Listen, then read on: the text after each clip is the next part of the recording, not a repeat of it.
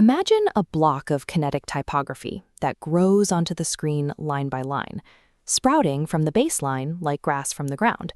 Usually, building this requires hours of manual keyframing and meticulous alignment for every row of text. If a client requests a single copy change, that entire manual structure shatters, forcing you to reposition every layer from scratch. We can avoid that rework by building a fully procedural, responsive text block.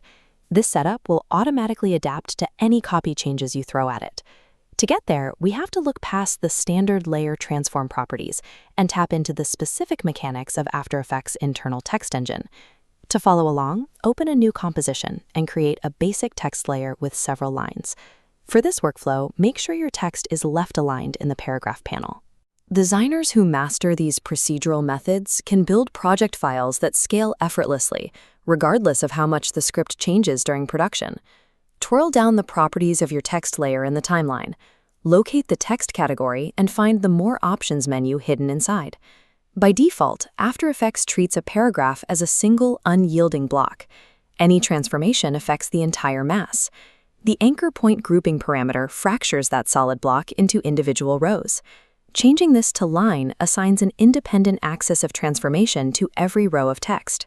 Once every row has its own independent anchor point, the text engine recognizes each line as a distinct unit of transformation, which is the necessary foundation for a sequential reveal. At this stage, you might feel a strong urge to select the Pan Behind tool and manually drag the anchor point to the bottom of the text. Using the Pan Behind tool here will fail. It only adjusts the global layer anchor, breaking the internal row-by-row mechanics we just set up. Instead, we use the grouping alignment parameter, utilizing a percentage-based system rather than absolute pixels. For left-aligned text, set the x-axis to 0%.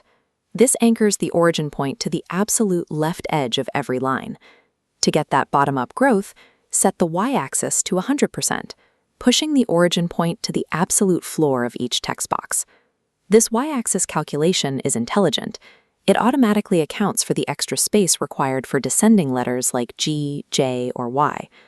This 0%, 100% configuration binds the origin point to the true bottom left of every line, regardless of font choice or the length of your sentences. To start the animation, click the Animate button on your text layer and add scale. In the timeline, unlink the scale dimensions. Set the y-axis scale value to 0% while leaving the x-axis at 100%. Your text should now be completely invisible, flattened into the baseline of each row.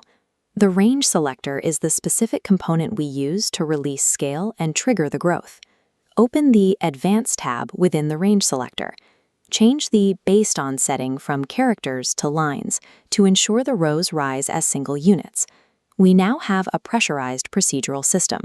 Every line is hidden at the floor, perfectly primed for the range selector to reveal them in sequence. Set your final keyframes. At 0 seconds, set the range selector's start value to 0%. Move forward to the 2-second mark and increase that value to 100%. When you press play, each line of text will smoothly scale up from its own bottom baseline in a clean, staggered sequence. You can test the responsive nature of this setup immediately. Grab the Type tool and add several more lines of text to the layer. The animation adapts to the new copy automatically. The engine recalculates the sequence for the added lines without any manual adjustments to your keyframes or anchor points. This specific procedural workflow is used to create robust motion graphics templates for Premiere Pro, allowing editors to change text without breaking the design. Motion designers who master the internal math of the software can build these robust, reusable tools without ever reaching for a third-party plugin.